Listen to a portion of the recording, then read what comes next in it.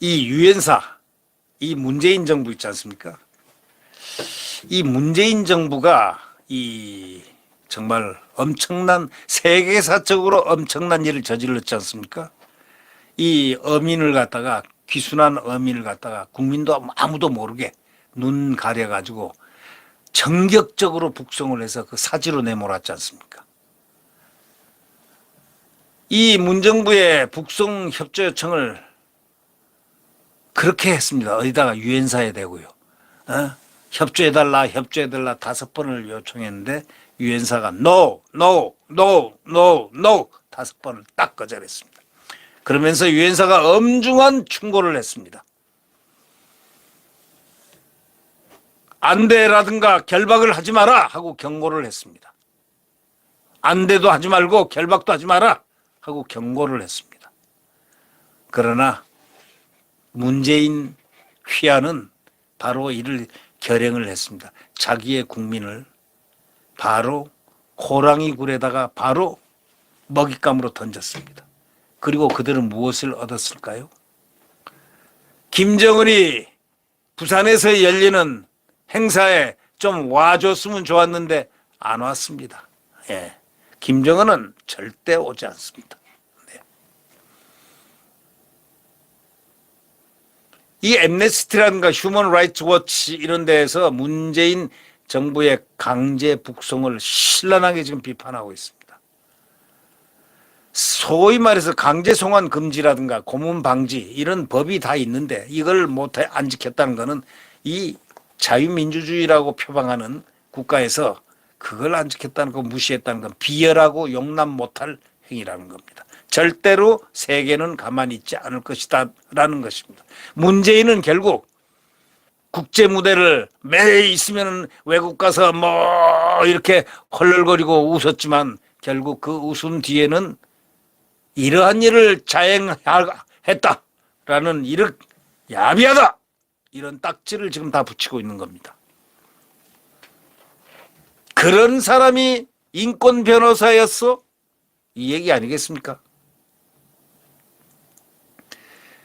문재인 정부 시절에 발생한 귀순 어민 강제 북송 사건은 보편적인 인권 가치를 말살했다는 겁니다. 소위 국제법상의 강제 송환 금지라든가 또는 유엔 고문 방지 협약 등을 무시한 반인권적 행위였다는 바로 비판. 이게 해외에서 지금 잇따르고 있습니다. 지금 대한민국보다 해외가 더 난립니다. 이 강제 북송 현장이 판문점을 관할하는 바로 유엔군 사령부입니다. 유엔군 사령부도 북송 당시에 우리 정부 측의 송환 협조 요청을 5, 6차례 딱 거부했다는 사실이 튀어나왔습니다. 판문점 내에서 포승줄을 안대 등은 절대 사용할 수 없다 하고 경고까지 발했는데도 기어코 하고 넘겼습니다. 그렇게 해서 강제 북송 거기다가 포승도 말이에요. 포승줄도 말이죠. 이상한 줄까지 동원해 가지고 소위 테러범한테 묶는 그런 밧줄을 사용했다는 거 아닙니까? 엠네스티는 국제인권단체입니다.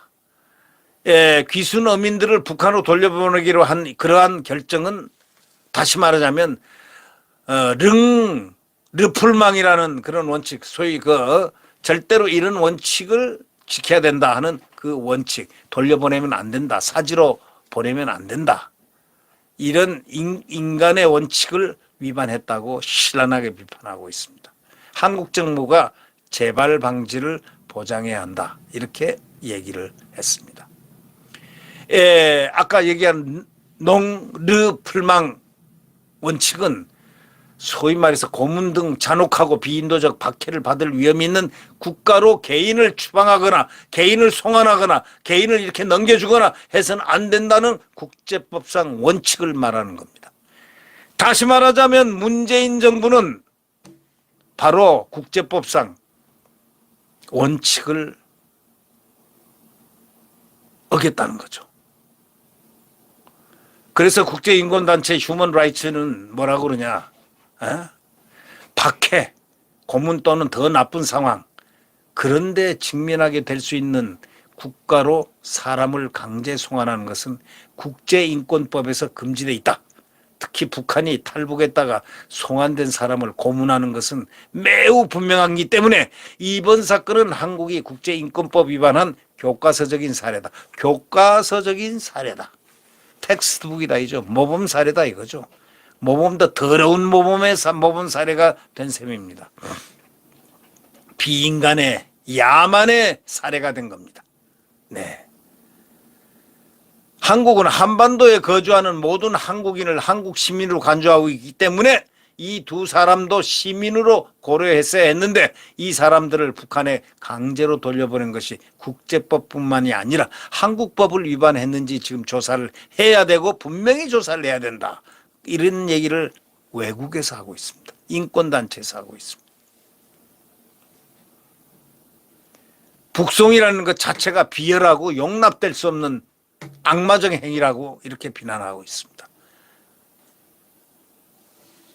그래서 우리는 한국에서 법의 심판이 이루어지기를 기다린다. 이건 세계가 기다리는 겁니다.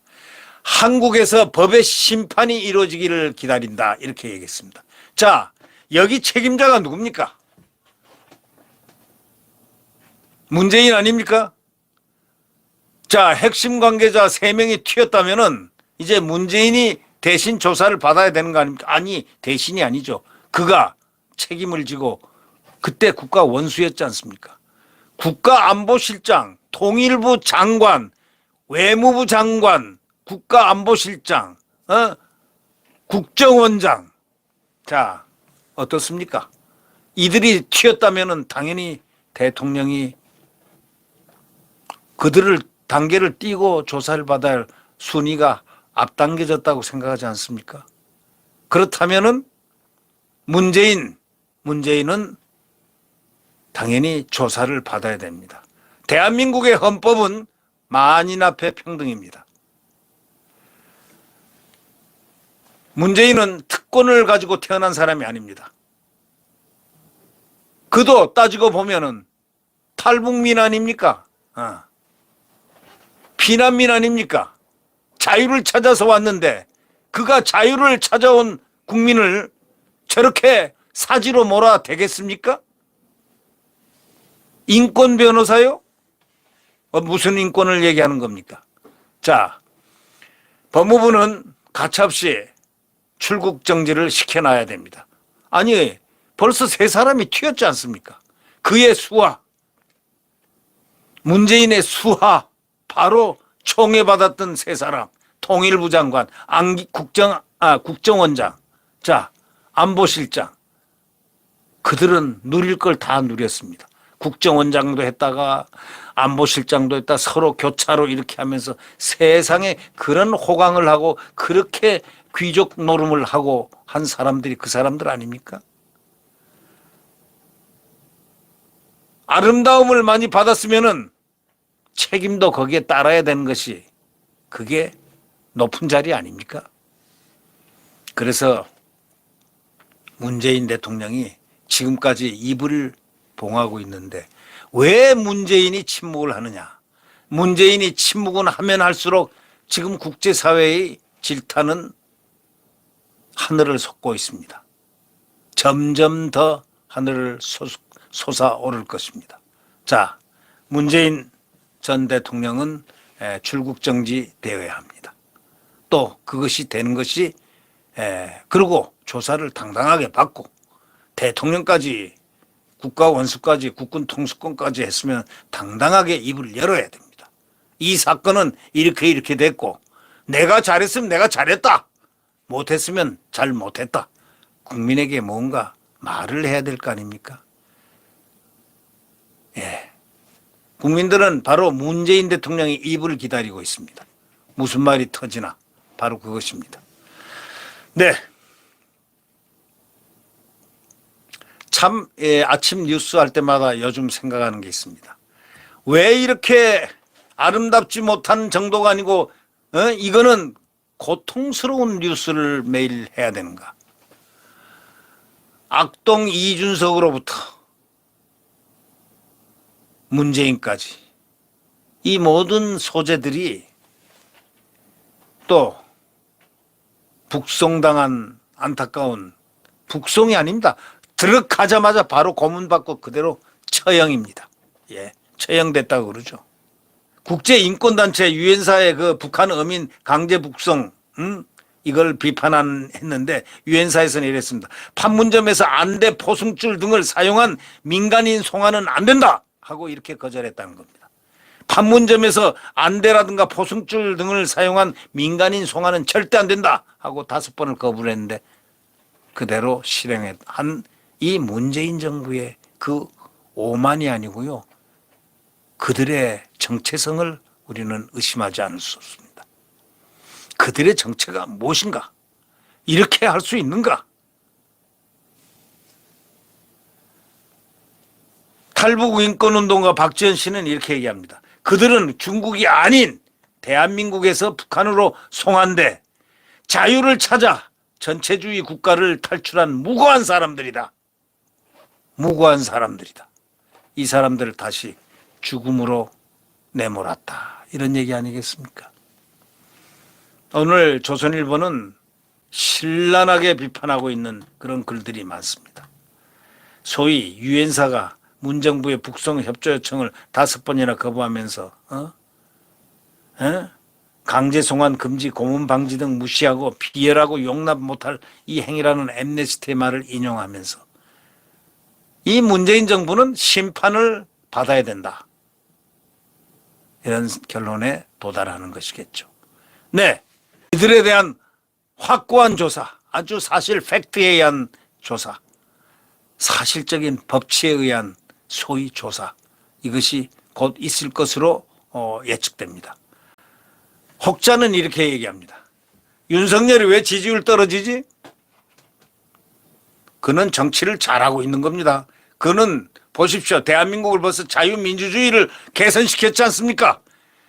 암흑민주주의를 암흑화시키고 흑화시켰던 문재인 정권 5년을 갖다가 순간적으로 지금 다 자유 대한민국으로 만들어놨습니다. 헌법적인 자유 대한민국, 자유민주주의, 시장경제를 만들어놨습니다. 그리고 다 털어먹은 곳간들을 지금 채우기 위해서 밀려오는 경제 그 고통을 갖다가 혼자 감수하면서 국민과 함께 같이 치유해 나가고 있지 않습니까? 이 이상 어떻게 정치를 잘합니까? 그리고 국가 안보, 가장 기본적인 국군, 소위 노는 군대, 평화군대, 군인한테 평화군인이 돼야 된다는 사고를 아르켰던 그들 왜 평화를 아르켰을까요? 그리고 훈련하는 것도 서로 협의를 하라고 했잖아요. 아니, 군사훈련하는 걸 북한하고 협의를 해요? 그건 누가 얘기했을까요? 여러분 말 안 해도 아시죠? 네. 이것을 다 개선을 시켰습니다. 이제 자유 대한민국 국군, 국토와 국민의 생명을 지키는 군대로 만들고 있습니다. 이게 윤석열 대통령이 하는 것입니다.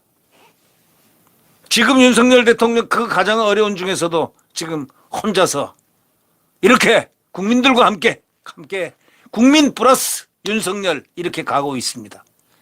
국민 여러분, 우리는 대통령의 그 노력을, 그 고통을 함께 공유해야 되겠습니다.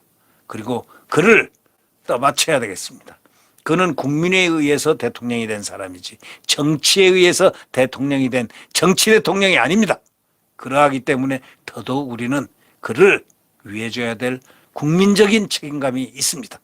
함께 나라를 건설하는, 벌써 2달 만에 대한민국을 소위 프레임을 딱 만들어 놨지 않습니까? 자유민주주의와 시장경제 프레임을 딱 만들어 놓고 자주국가의 국방, 소위 국군을 강군으로 지금 만들어 놨지 않습니까? 지금 프레임을 다 만들었지 않습니까?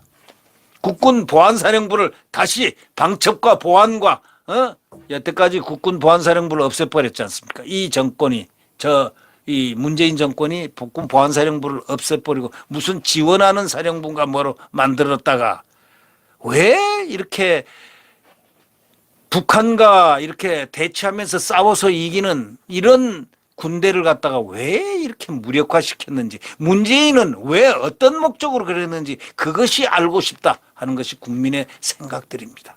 네, 알라리 오리라고 생각됩니다. 네. 여러분 구독 버튼과 엄지를 눌러주시면 감사하겠습니다.